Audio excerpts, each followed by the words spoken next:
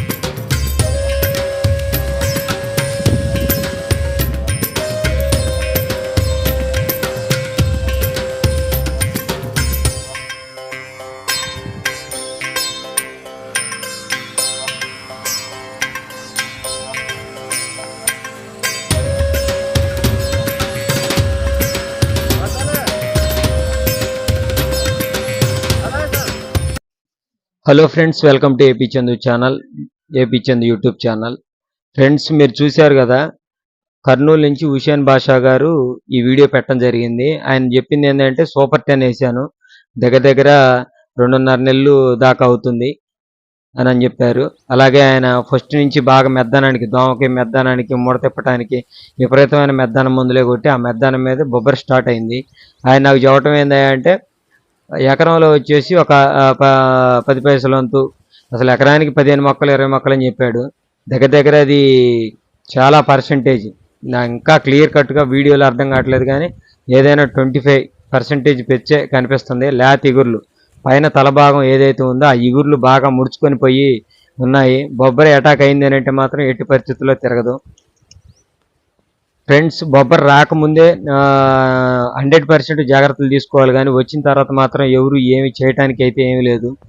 నేను 2-3 సంవత్సరాల నుంచి చెప్తూనే ఉన్నాను, బొబ్బర్ సబ్జెక్టుకు సంబంధించి 3-4 డోసులు ఆర్డర్లో పడితే తప్ప ఏ ఒక్క డోసుకో లేకపోతే ఏ రెండు డోసులకో ఆగేది కాదు. అదిగాక ఏంటంటే అక్టోబరు, నవంబరు, సెప్టెంబర్ ఎండింగ్ ఈ మాసాల్లో వర్షాలు పడతా కొంచెం మబ్బు వాతావరణం ఉండేటప్పుడు బొబ్బర అటాక్ అనేది ఎక్కువ ఉంటుంది, స్ప్రెడ్డింగ్ కూడా ఎక్కువగా ఉంటుంది. ఆరోగ్యకరంగా ఉన్న మొక్కకు కూడా విపరీతంగా స్ప్రెడ్డింగ్ అనేది అవుతూ ఉంటుంది.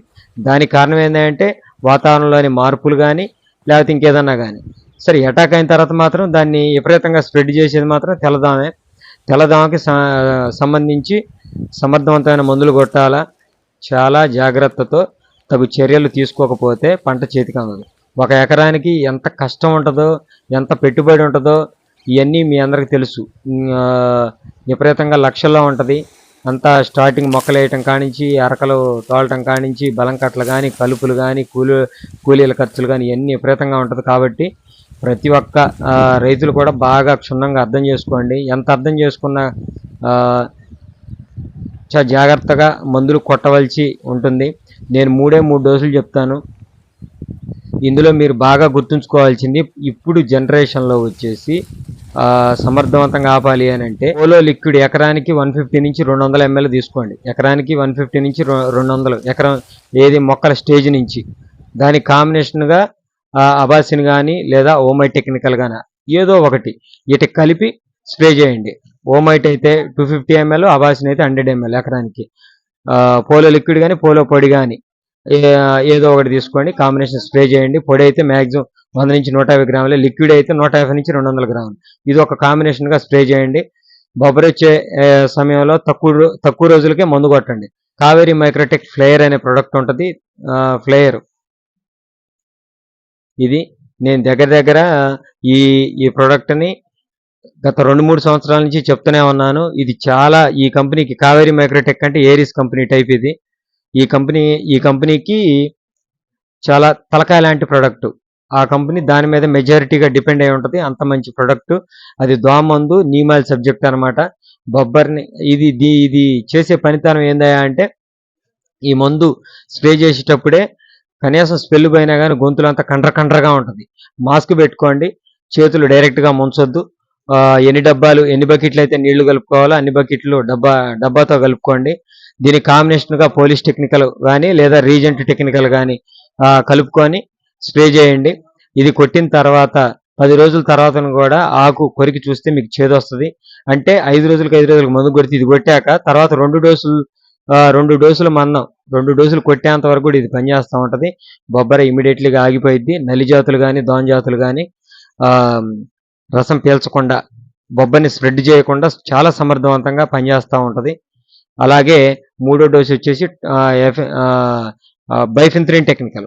బైఫింత్రిన్ అంటే టాలిస్టార్ టెక్నికల్, అలాగే డైఫింత్రిన్ పెగాసిస్ టెక్నికల్. ఆ 2 కలిపి స్ప్రే చేసుకోవచ్చు. అది ఎకరానికి పావు, ఇది ఎకరానికి పావు లీటర్, పావు కేజీ కలిపి స్ప్రే చేసుకొని ఈ 3 డోసులు కనుక ఆర్డర్లో కనుక కొట్టినట్లయితే మీకు 99% బొబ్బర్ అనేది సాల్వ్ అయిపోయింది.